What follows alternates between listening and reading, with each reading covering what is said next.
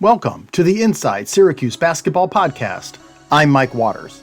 Today on the podcast, I'm joined by former Syracuse basketball player Matt Roe. Matt and I had an incredible conversation on a variety of topics, including what Georgetown coach John Thompson yelled at him after making 4 3-pointers, what John Thompson told Matt was his favorite SU Georgetown memory, why Matt transferred from Syracuse, and why he came back to his hometown years later, and going to see the Batman movie with the late Hank Gathers. I had always thought that I was going to get Matt Roe on the podcast at some time, but I didn't really plan on having him this week. But after our previous guest, Stevie Thompson, was on, and in that podcast, Stevie starts talking about a play that took place in a Syracuse game in 1988 against Indiana at Madison Square Garden. And Syracuse fans will remember it as the famous Sherman Douglas football hike pass, where Sherman hiked the ball almost half the length of the court to Stevie Thompson, who was streaking to the basket and dunked it. And Stevie noted that there was another Syracuse player on the other side, filling the lane on the opposite side of the court from him, who was also out there on the fast break. And it was none other than this guest, Matt Roe. Matt, how are you, sir? Mike, great introduction. I'm great. How are you doing? I'm doing great. But it was funny. After that podcast aired, I get a text from you. Yeah. Because as Stevie pointed out, you're on the break too. And actually, he admitted you were slightly ahead of him. It was amazing. He was never throwing you the ball. No, it was, first off, it was an amazing podcast. I was totally into it. As I told you before the show, I learned a lot about Stevie, and he's probably one of my teammates I was closest with the 3 years I was at Syracuse. But interesting story, as that was playing, Stevie had mentioned previously I played with 7 or 8 NBA players when I was at Syracuse. I played with 7 of them as well, him being one of them. But as he's telling the story, I'm like, he's got to mention my name here. And I'm like, I was ahead of him. He should have passed me the ball. I've thought that for 30 years. The interesting thing about it, looking at it, and even as I text you and watched the end of the podcast and then pulled it up on YouTube to watch it just to make sure I was a full step ahead of him with my right arm out, leading it. It's interesting. As we all grow up, our parents always teach us in basketball, play the right way, but it gets to a certain point when you get started being recruited as an athlete, you have a little selfishness in you. And my dad always instilled in me, hey, it's probably better for you to shoot if one person's on you, if you're double teamed. But if someone's wide open on the basket, give it to him. But if someone's ahead of you on a fast break, obviously give it to him. But after watching it a couple more times, I really don't blame Stevie. And here's why. Number one, I wouldn't have dunked it like him. I know that. Everyone always asks me, could you dunk? I was 6'5". I could dunk easily. I could tomahawk it. I could reverse it. I've dunked in games. I've dunked on players, but I wasn't a high wire act like Stevie. Most unbelievable athlete I ever played with. But if you really look at the essence of that pass by Sherman Douglas, the hike pass, phenomenal. It's why it gets all the YouTube clicks, the hits. It's on every video. But really, if you put yourself in Sherman's shoes and Stevie, who I know had blinders on as that ball's in the air and he was going to dunk it, why give Sherman a hockey assist, right? I mean, he's got to be the real, if you're Stevie thinking, if this pass is coming our way, I'm going to be the one to finish it. How bad would it look for Stevie to catch, say, oh, here you go, Matt, and then he's not going to be part of history. I get it. Trust me. But at the time, I still thought he should have passed to me. In the game, I'm like, and if you watch me, I knew after one step and he took a dribble, I just said, I'm getting back on defense. I'm not going to beat him there. So it's a fun play, but I really don't blame him. But at the time, I really wanted him to pass me the ball. And for anybody listening to the podcast who hasn't seen that play, and I'm assuming 99% of those listeners have, but it's on YouTube. Just type in Sherman Douglas football hike. It's going to come up. The clip is there. And yes, clear as day, Matt Roe is filling the right lane on the opposite side of the court as Stevie. And I remember you putting your arm up. Yeah, which was the most hysterical thing I've ever seen. Running very hard too, thinking is it balls in the air, I'm going to get this. And what's crazy about it is, you watch all these dunk videos that people put on YouTube about Syracuse. And listen, we had high wire acts. We had, the guy who backed me up, David Johnson. could put his head on the rim. Stevie Thompson, Derek Coleman, Ronnie Cycli, and Sherm was the catalyst of all those assists. And it's funny, out of all those highlights you see, I may have had one on a fast break, but I'm in none of those highlights in Syracuse. I mean, zero of them. With the guys I play with, I don't blame it. Again, on Stevie, I don't blame him on this. But what talent we had back then. Oh, my God. What was it like to play with a bunch of guys? And you said, like, you played with 7 or 8 future NBA guys, but not only were you playing with great players, you were playing with some personalities like Derek Coleman, Sherman, Ronnie Cycli, even the guys who weren't like the names we know.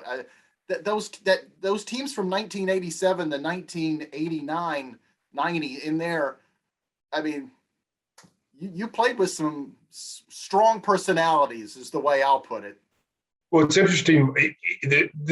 I think what started it all, Mike, and it's right before you got here, I believe in '89, is, Pearl Washington commits to Syracuse. And, back then, guys, before they made a minimum age go to the NBA, probably would have gone straight to the NBA. It was on a radio show that he committed. McDonald's All-American, one of the top 5 players in the country. So I think that started all the hysteria for basketball in this area. But when I was a high school athlete going up there to play pickup ball at Manly, I mean, you think about it, Pearl declared for the draft and Sherman backed him up his freshman year. You had Michael Brown, who was a McDonald's All-American who transferred to Clemson. And you had Rodney Walker, who was a McDonald's All-American who really got beat out by Derek Coleman, who was in my class in 86, 87. And we had technically 2 McDonald's All-Americans in our class, Derek Coleman and Stevie Thompson. And then Earl Duncan, who was the first victim casualty of Prop 48, was one of those borderline McDonald's games. He was what would have been in the Jordan Classics today. So we had 3 guys in the top, 30. And then you throw in Keith Hughes in our class, who ended up, Earl and Keith transferred to Rutgers. They were all top 50 guys. I was the only guy out of the top 50 in that recruiting class, and Eric Rogers had redshirted. So there was just, there's so many interesting guys on our team. I mean, the guy who kept us all laughing all the time was Derek Brower. You had, Herman Hareed. Cycli was just, that run we had our freshman year to the national championship game and losing Indiana. I mean, those road trips, we played the first 2 at the Dome, and then we go to East Rutherford, New Jersey, and just in the hotel and watching ESPN and having Ronnie run around the hotel saying he wasn't getting respect from Dick Vitale. And, we just make this magical run. But the guys who were kind of just our rock in that whole scenario was our captains, Greg Monroe and Howie Trish. And they don't get enough, accolades for that run. I mean, those guys were selfless. They were great role players. They kept the glue together. No one had heard of Sherman Douglas, really. Everyone thought Pearl was coming back for senior, and he's a 3rd-team All-American that year, taking us all the way to the championship game out of nowhere, really. So it was a fun group. There was never a dull moment. Practices were very tough.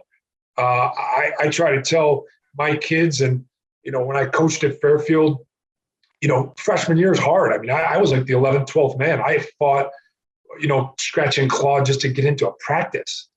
Just to get in the top 5 on the second team in practice. We had great walk-ons, Joel Katz, Joey Combe. These guys were unbelievable. So you looked at that team as, 1 through 15. It wasn't just Ronnie or Derek as a freshman with a rebound record. I mean, our whole team was a battle every day, and great guys, and we enjoyed being with each other. And the great thing was there was no ego at that time. There was no, the ball was shared. Guys played hard, and those years were great. It laid the foundation of my 3 years at Syracuse. Is just you got to come every day and practice and earn your spot. There's no days off. Looking back on your career at Syracuse, you played in the wrong era. I mean, your junior year, you made 47% of your 3-point shots. That is still the single season record at Syracuse for highest 3-point percentage. And by the way, you took 175 threes. That sounds like a lot. It's really not. No, it's about 4.5 attempts per game. Yeah. Okay. Let me throw something. By the way, you were 5th on the team in field goal attempts. Derek and Stevie and Sherman and those guys apparently did not value your shooting ability enough.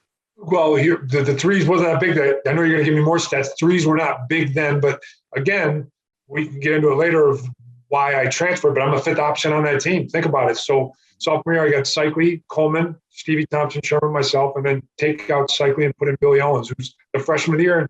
And I get in this argument with Billy, and you'll probably have the stats. Billy only averaged 1 or 2 points a game more than me his freshman year, and I was a junior. I think he averaged 13. I may have averaged 11, maybe. But he says, no way I outscored you by a lot. I think it was he, I'll see him. I used to see him at the Big East. I'm like, Billy, I outscored you your freshman year. He's like, no way. And he's right. I think he outscored me by 2. 1 or 2, Mike, could be. But he was only like 13 a game as a freshman. Okay, Matt Roe is right, ladies and gentlemen. Billy Owens as a freshman averaged 13 a game, and Matt averaged 11. There you go. Think about that. Well, think about this. You averaged 11 points a game, and you were making 47% of your threes. Again, fifth option, okay? And talking about the wrong era, Pitino just brought it in with Providence. Delray Brooks, Billy the Kid. And we met in my freshman year in the Final Four. That's where the threes started to become something that, hey, coaches want to use it. But look at the three-point line came in my freshman year, and Greg Monroe edged me out, I think, as a career three-point shooting field goal. He's like 0.5% maybe, if that. But he only had one season with it. Probably only took less than 100, I would think. And I had less than 100, yes. And I had 3 years there. But again, I didn't play my freshman year. I mean, I played 13 games my freshman year. Probably looking back, and I know Coach Pan would criticize, probably should have redshirted. Probably, but back then you don't know. You just go and you're 17-year-old freshman. You want to play, you're part of it, and you don't know how good those guys are. They're men. I ask kids this all the time. You get mad as a freshman coming into college and you're not playing. Did you start on varsity as a freshman? I had the same conversation with my son. My son made varsity at FM as a freshman and probably only played a quarter and a half. I was on the JV team as a freshman, and I didn't start until my sophomore year. He was one of the better players I should sophomore, but it's tough. They're 3 years older than you. They're men to boys. Yeah. All right. So I want to have a little fun before we go on, because I can't let go of this 3-point thing. Yeah. Trust me. All right. I'm with you. I'm going to make Matt Roe mad, everybody. All right. So you took, on average, 4.5 3-pointers a game as a junior. 4.5. This SU player took 8 3-pointers a game while making only 38% of them. And he also led his team in scoring at 17.8 points per game, leading the team in not only 3-point attempts, but field goal attempts. Name that Syracuse player. I should have the last name because I would have played more. Buddy Boeheim. Very good. Thank you. At first I thought it was going to be GMAC, but then I thought 38%. And look at Buddy, you don't want to know GMAC's numbers. Yeah, well, Buddy, that's a lot of volume. But listen, comparison, and I'm not, look at Buddy Boeheim, hell of a player, great IQ, coach's son, phenomenal. Look at, he started his freshman year, I believe he was 2 for 31. Somewhere in that realm, really struggled. Got the second, third, fourth opportunity, which is important. And again, he played a lot more than my freshman year, but probably much better with the ball, creating shots. I learned that in Europe. I was a one-trick pony in college. I could shoot. Coach tried to get me into more of the shot fake, one dribble, draw contact like Chris Mullin on the baseline, and I think that came more in Europe. I had to learn I learned how to dribble, and I give a lot of that credit to Mike Hopkins. Actually, when I left Maryland, came back, I'd work out a lot with Hop in Manley Fieldhouse when he got into his coaching. So when I was in Europe playing 7 years, I really developed a better ball handling skills with a lot of his drills that he did with cones and chairs, and it helped me tremendously.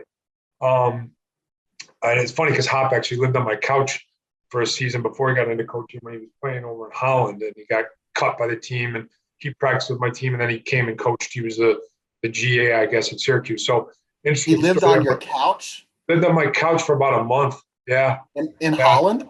No, I was in France. He had been cut in Holland by his team, and then he got another tryout.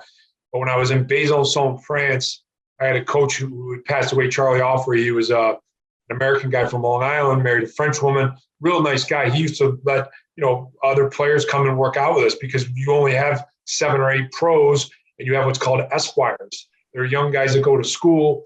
We practice twice a day, so at night you'd have maybe 12 guys. During the day, we'd maybe only have 7, 8. Hop at the time for about a month, worked out with our team trying to stay in shape to play in Holland, and lived on my couch.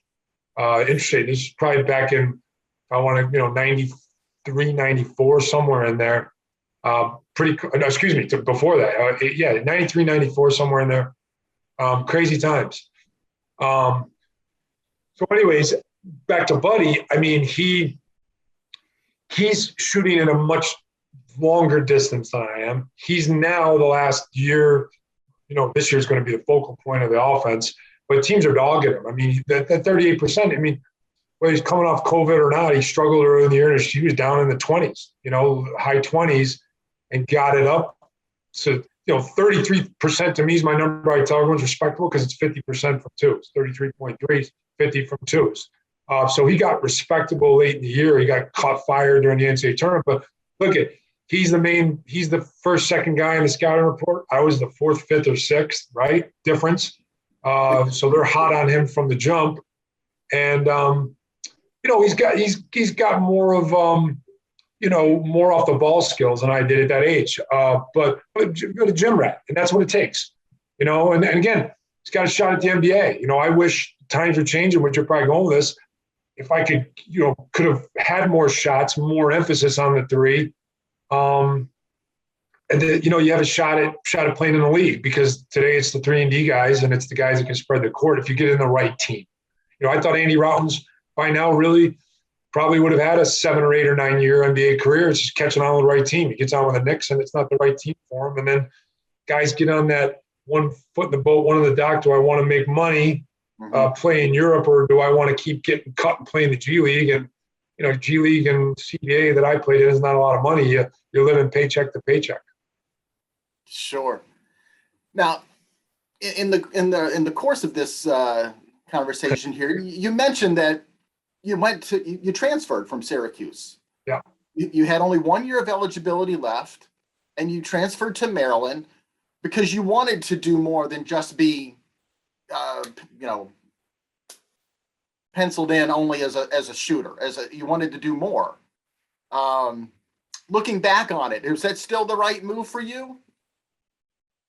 Oh wow, it's I think there's a show out there now. I could be wrong on the name. It's like Ordinary Joe. I'm laughing at it. It's a guy that has forks in the road, and he can choose different. He could have been a doctor, could have been a teacher, could have been a rock star or something like that. It was a big fork in the road for me. I contemplated leaving after my sophomore year. Didn't have the right situation. Went back. It was a tough year. When you're playing with greats like a Billy Owens, a Derek, Sherman, Stevie, a lot of the things that go wrong on the court, right, wrong. I heard, on Stevie's podcast, Stevie never got yelled at. And Stevie, right, wrong, or different, was a 3-5 student, did everything right. A gym rat like myself, didn't make a lot of mistakes. Was our best defender. We would swap off. I'm a 2, he's a 3, but he would usually guard the 2. I would guard a 3. Depending on size, we didn't play a lot of zone back then. So Stevie was a great defender. Stevie could score. What a lot of people don't know about Stevie, he's a great shooter in practice. You witnessed it probably in '89. I mean, he could shoot 98 out of 100 free throws. Honest to God, he's probably a better shooter than me in practice. I was one of those guys that would shoot.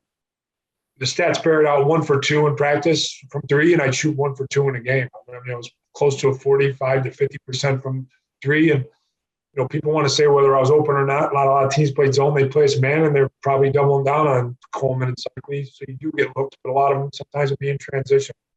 So I'd find the spot. But the transfer, the right thing.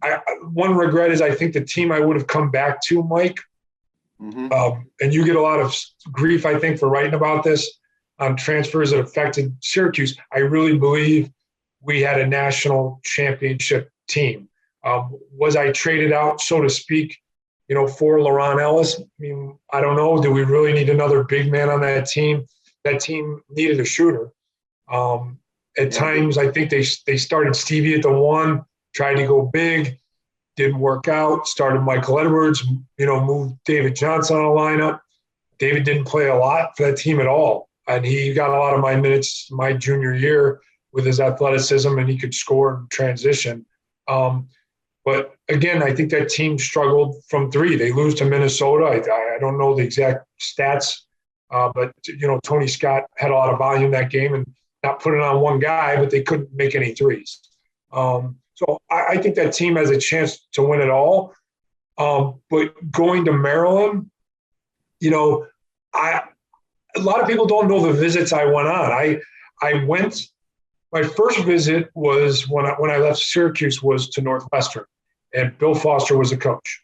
And the only reason I didn't go there was, number one, I looked at the business school, Kellogg, unbelievable education. I could get a year, maybe start grad school with a transfer. But Coach Foster told me that he wouldn't play me at the 2. And I asked him why. And he told me he had a guy named Rex Walters. Okay, and I'm like, who's he? And he goes, he's one of our top recruits we've ever had. Well, Rex Walters was kind of a borderline McDonald's, ends up going to Kansas, is now a coach, did really well there, but transferred from Northwestern to Kansas. So at the 3, I looked at myself in the Big Ten, guarding the likes of Glenn Rice, Nick Anderson. It really wasn't going to happen. So then I looked at my next visit was at Kentucky with Rick Pitino. He just got the job. Oh, wow. These are great stories. So Pitino gets the job, literally flies in probably the week before I came in for my visit. They're on probation. I knew Rick through 5-star. He came and did a clinic. He asked Howard Garfinkel, who's the best shooter in the camp. Howard Garfinkel said Matt Roe. I did a clinic with him. He kind of recruited me a little bit at Providence. Maybe I had a good relationship with Coach Boeheim, and they never really did a home visit. Coach offered me on the last home visit possible, and I accepted. So it never really got to that point. But Pitino's sell to me was, I'll get you to the NBA with individual workouts. He kind of told me, I love Kentucky. I'm going to buy horses. I'm never going to move. Well, that didn't really work out that way. And with probation, it wasn't really a viable option for me. They had a heck of a roster. They had a lot of great guys coming back. So I kind of hemmed and hawed. My 3rd visit was to Loyola Marymount. My host was Hank Gathers. Holy cow. Yeah. He took me to the movie Batman with his girlfriend. Great team. Bo Kimball, Fryer, Peabody. Just this was before they went crazy with the way they ran up the score. But the thing I didn't really like was the fact that it was across the country, a lot farther away from home than I wanted to be, and I just didn't have the right feeling there. It's farther away than I wanted to be. And That's incredible. You went to see Batman with Hank Gathers on a visit to Loyola Marymount. And he passed away that year. It's the most tragic thing I had to watch the following year. It gives me chills talking about it. I must have really, if you were of a certain age back in those days and you know who Hank Gathers was and how good he was, and you remember, watching him pass away basically, that must have hit you incredibly hard. Hard, very hard, very hard. And it's super, one of the leaders of that team, just respected, heart, never, when you watch him play pickup, he reminded me of a taller version of Sherman Douglas, as crazy as that sounds. Like whenever you were on Sherman's team at Syracuse, whether it's 3-on-3, 4-on-4 half court, hated to lose, would inspire you to win, and just would gut and claw your eyes out to win that game. That's the way Sherman was. And Hank had a lot of those same characteristics, kind of a silent leader. It's very weird. Wow.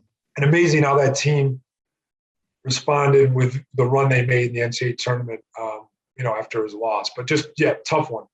My 4th visit was to Rutgers. They were calling it, Syracuse East, because Keith had already transferred there, and Earl, my roommate, was there at the time. So that was my 4th visit. And here's the crazy thing, Mike. When when I left to go visit schools, what was told to my father and I, it was, if you don't like any schools when you transfer, you are welcome back. So it got to the point after my fourth visit that I was honestly thinking of that fork in the road again of maybe coming back.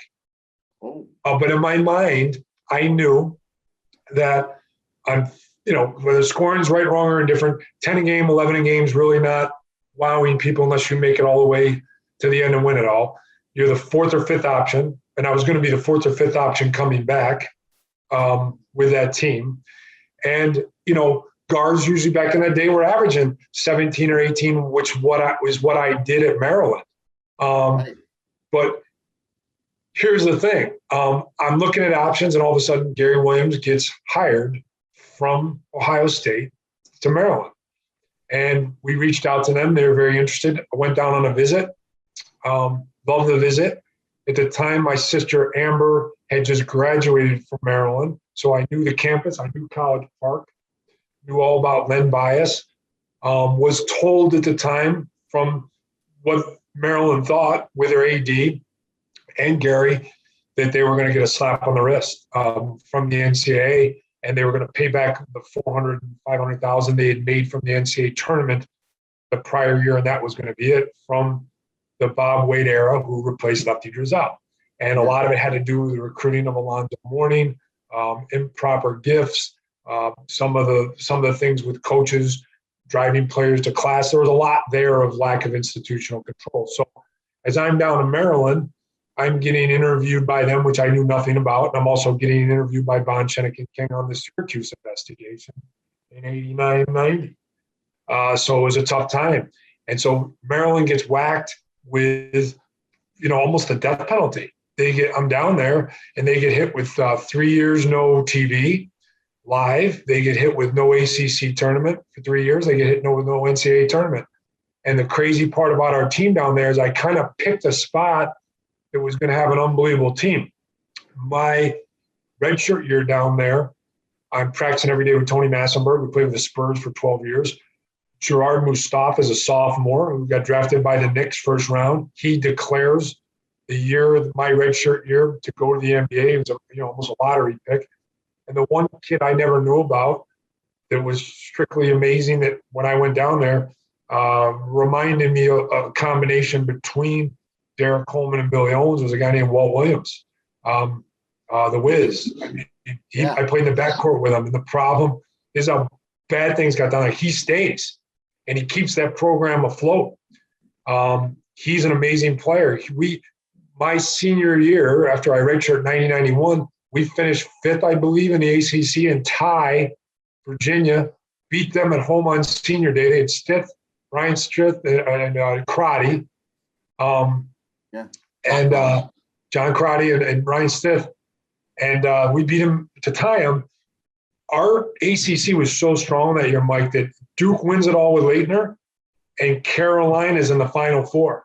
And we beat every team in the ACC. Wake had, Anthony Tucker, Dale Davis, Clemson had Dale Davis, Eldon Campbell. NC State had Chris Corciani and Rodney Monroe. Pretty good backcourt. Chris King was a guy at Wake. I mean, they're loaded at Wake. So we beat every team in the ACC, and the only two teams we didn't beat that year were Duke and Carolina. They beat us both times at home. And we would have been in the NCAA tournament. It's a great team. But what people don't know about that team is Walt Williams breaks his leg 7 games into my senior last year there. And the hard part was, let's go back to three-point percentages. I go from 47, I don't know what God's name. I shot like 34, 33, 35%, I think, my senior Maryland. I almost got thrust into playing a combo guard of point and shooting guard. We had a kid named Kevin McClinton who was a sophomore who came in and filled in great with Walt, and we would kind of share the ball handling duty. So, again, I was getting more of my points off drives and pull-ups, and we pressed. Gary was a big guy on pressing full court. And, I couldn't only imagine, though, Walt and I averaged 17 a game that year of what we would have been if he could have played the whole year, because he was unstoppable. The next year he went through the ACC and averaged almost 30 a game in ACC play. Most talented player I've been around on a daily basis. It could just do a lot of things. And, he had a 10, 11-year career in the NBA. Yeah. Talking about the transfer to Maryland brings me to another subject I wanted to get to you here. I think it's 2008, and you've moved back to the area here. And Syracuse is looking for a color analyst for their radio broadcasts for the basketball games. And here's a guy like yourself who transferred. You didn't finish your career here. Yeah. And yet you get that job. And I always wondered, what Jim Boeheim said about that. Did he have any role to play in whether you did or didn't get that job? Because a lot of coaches could have harbored a lot of resentment or bitterness to a kid that left. Yeah, it's a great question. Listen, I think he did. I don't know for sure. I know I was first asked by Matt Park to fill in a game. At the time, I think they were rotating through some former players like Jeannie Waldron, I think, was doing it for a while. Shawnee Cairns was doing it for a while too. They were splitting it up. And I think my first year, we kind of rotated. I only did a couple exhibition games. I didn't work with Matt. And at the time, the company's IMG, so I'm sure the higher-ups had to okay it. But look, at one point, it had to be asked of Coach Boeheim, do you want this? Do you approve of it? And I'm sure, that's a tough one. That's a tough call on him. I never really thought, Mike, when I transferred, I knew I closed the door when I went down to College Park. I thought I'd never, ever, ever, ever, ever be back in Syracuse. And I've lived here since, almost 18 years, since 2003, and moved back. And I did it really when I got out of coaching in Fairfield to raise kids. I knew it was a safe place. I knew it's a great cost of living. I didn't really realize the lack of sun. You don't when you live here and you move back. And my wife constantly reminds me that she's from Boston, that we don't see the sun here much from November to May. But it was tough. I'm sure Coach had to approve it at some level. It was a weird dynamic coming back because some people, when I meet with them, I'm a State Farm agent last 16 years, or they'll ask, they don't know I transferred. They'll ask, why did you transfer? Why'd you move back? And I really never thought I would be back here, but a lot of kudos to him, I'm sure, at some point. The really weird thing for me, Mike, is I got to play in a Legends game at Syracuse, which is really weird for former alums at the Dome. I don't know if you remember that. And Carmelo was back, didn't play. And it was just really weird putting on the number 3 jersey, or it was a T-shirt at the time with Syracuse on it, playing at the Dome. I hadn't done it since 1989. So that was really weird. And I actually saw, running into Coach doing the radio, doing the color, I have to interview him at halftime. So that, that kind of tension, I guess, was over and things were forgiven. I think that that game, the Legends game, I went up to him in the locker room. I said, I really thank you for allowing me to play in this. It was kind of emotional for me. And he just said, not a problem. It wasn't a big deal for him. So it takes a lot for him to accept that and, want to help out a former player. And again, I think people have this conception of doing a radio as a job. It wasn't, for me, I'm a perfectionist. I wanted to do well for Matt Park and put out a good production, but it really wasn't, a hustle, a side hustle job. I mean, I was doing well as a State Farm agent. You have to declare outside interest at State Farm if you're on the board or doing those things. So, wasn't making a lot of money doing it, right? It was a fun thing. It was kind of a hobby for me. Mm-hmm. And the weird thing, people ask me, why did it end? And here's another interesting story is that when the last year I did it, you're going to know better than me, it was probably, if I had to guess, was probably 2000. What was the year they went to the Final Four and lost to Michigan? Your last year on the air was 2013 when they went to the Final Four. I knew you knew it. So 2013, 8 years ago. So I'm going to put my son at 8 years old. He's 16, turning 17 next month. So it's the last year of the Big East, okay? And it's ask me my story about John Thompson, which I'll tell you too if you want. But I interviewed John Thompson at Madison Square Garden, probably one of the funnest interviews I've ever done. They did the 30 and 30 for it. So we're playing Georgetown. We lose to Louisville in the final game, Pitino, coming full circle with Pitino. And we're away for a full 8 days. You fly with a team, as you know, come back with them. I come home for 2 days, pack a bag, and head out to San Jose. Right. We're out there. We win 2 games, fly home, pack a bag. We go down to Washington, D.C. So going back to the D.C. area that I love, and we beat Marquette in Indiana, Sweet 16, Elite 8. Come home for a day, pack my bags, head down to Atlanta, Final Four. You're down there a day, 3 or 4 days early.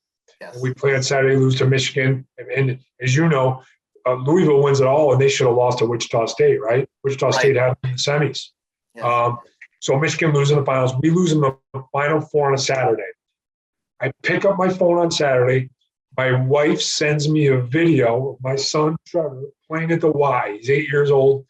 And I'm watching the video on my phone, and I'm like, this is the last time I'm going to watch him on video. I want to watch my daughter, Lexi, and his games live. I can't do this. And it brought me back to coaching at Fairfield. I was not married at the time, but there's people don't realize these coaches and the sacrifice that the Alan Griffins and the Red Autreys and the Jerry McNamara's and the Coach Boehnheims of what they go through on a yearly basis. They think that they're not playing, it's off season. They're dealing with camps. They're dealing with recruiting. They're out on the road. It's a nonstop calendar year. And when I was doing the radio and working at State Farm, there's no downtime, and I'm watching my kids on video, and I'm like, this is the reason that I got out of coaching, is to watch them. So that was the last game, and Joe Baldini was our boss at the time at IMG, and I had a lunch with him at Drummond's and just listen, probably a month after the season, this is it. It's funny because he came to me saying, you guys are doing great. We're going to give you a raise. And I'm like, Joe, I'm done. And, knew Jim Saddle and knew he did a lot of commentating and kind of suggested Jim, and the rest is history. But, I don't know if I ever get back into it. I have 2 years left with my son at FM, and my daughter just started at Niagara, and I'm going to try to catch as many games as I can with them and continue to do that. But bittersweet, loved being involved with it. Loved that Coach Boehnheim kind of, accepted me back into the fold. It was great times, a great, 6 or 7 year run, but it was time to move on from it. Yeah, it's pretty interesting. You mentioned your kids there, and you stopped the radio gig so you could be around them and watch them play, maybe coach them a little bit. Lexi is going to be a freshman at Niagara this year on the basketball team there. Good for her. Yeah. And then Trevor, you mentioned him going into his junior year at FM. I hear he's 6'8" now? Yeah, he's 6'8". He's starting to buy in the last 2 or 3 years really into. He's seen what Lexi's done with her talent and her work ethic, and Lexi's a grinder. She's a gym rat. She loves to compete. She's got a motor. Is always in great shape, and just like her mom. That's what they get from their mom. They get that endurance gene. No doubt. For the listeners that don't know, Matt's wife, Kristen, is or was, I'm not sure if he's still doing it or not, but an incredible triathlete, and she's done Ironman competitions and basically kicks Matt's butt whenever they go for a run together, right? You're right. No, it's the absolute truth. The funny thing about my wife, though, that I will say is we grew up in my household, as is hers, very competitive. Hand-eye sports, a lot of tennis, ping pong, obviously football, baseball, basketball. Tennis was my first love, but we always grew up with a ping pong table in our basement, got very competitive. And my wife is a phenomenal, hiker, Iron Man, runs ultra marathons, 100 miles, 50 miles, amazing stuff. And he's actually got out of that triathlon things and got more into hiking, now getting back more into the triathlons again to do Lake Placid next year, I think. But if you threw a ball at my wife, there's probably a 50% chance she may or may not catch it, may bruise her in the face. Love her to death, but not a hand-eye. She wants to get into tennis now, but not hand-eye, where, I think my kids get the endurance from her, but more the hand-eye things from me. I'm just going to say that. So we'll put that on the record. But so Lexi's more the grinder, endurance, and Trevor is starting to catch on to that. I mean, I think he's going to have a breakout year this summer. He plays for the Albany City Rocks with Jim Hart.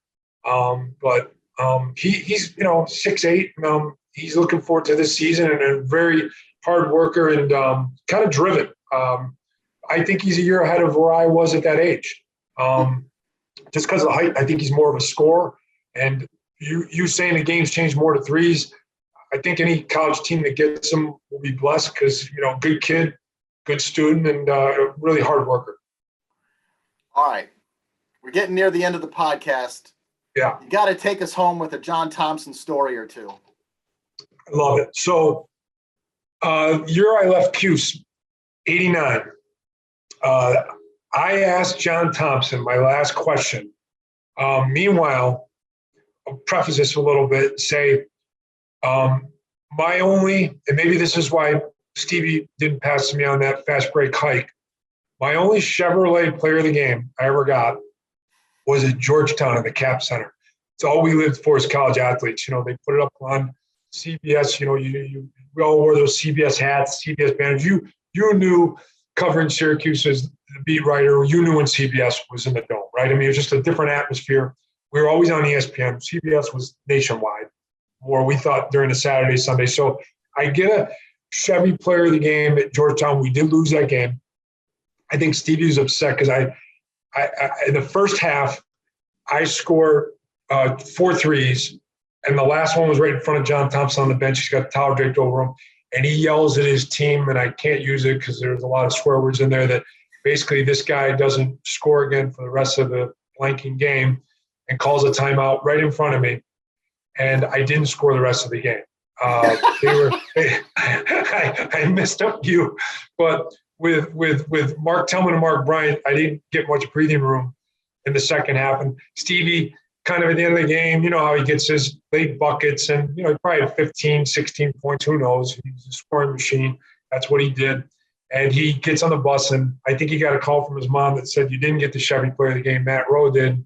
Maybe that's why I didn't get the pass on the hike pass, because he probably deserved the Chevy player over me." So that's my only really, one-on-one exchange with John Thompson. He's a fiery guy. Grew up in Syracuse, going to Manley Fieldhouse, seeing Georgetown was a crappy team back then, beat Syracuse, and John Thompson grabs the microphone, as we all know, and says, "Manley Fieldhouse is officially closed." So I go to John Thompson with a microphone before the last game they played him at Madison Square Garden, semifinals of the Big East tournament.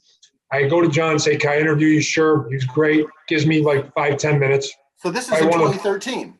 2013. Last year on the air. Okay. Correct. Okay.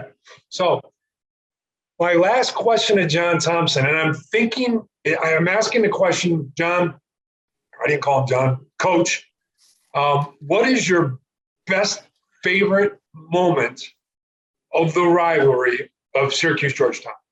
And I'm thinking it's an easy lob ball question, right? If he's going to talk about closing down Manley Fieldhouse. And he doesn't go with that, Mike. He says that the game at the Dome in 1989, I believe, you know better than me, 1989, maybe 90, it was a calendar year in past January, they're playing at the Dome. And he gets booted out, correct? With a double technical. 3 T's. 3. Okay, so this is his favorite Syracuse moment, okay? So he's closed Manley. He's had an orange thrown at the backboard when Patrick Ewing played and took his team off the floor. He's had to have Boeheim get on the microphone and say, "No swearing, let's not throw anything." I've seen it all. I've seen all the rivalry. We knew when we were playing Georgetown, Coach Bam would make us play the starters 5 against 7. You knew you were coming against someone's going to grab and tug and beat the crap out of you, right? So His favorite moment, he gets 3 T's.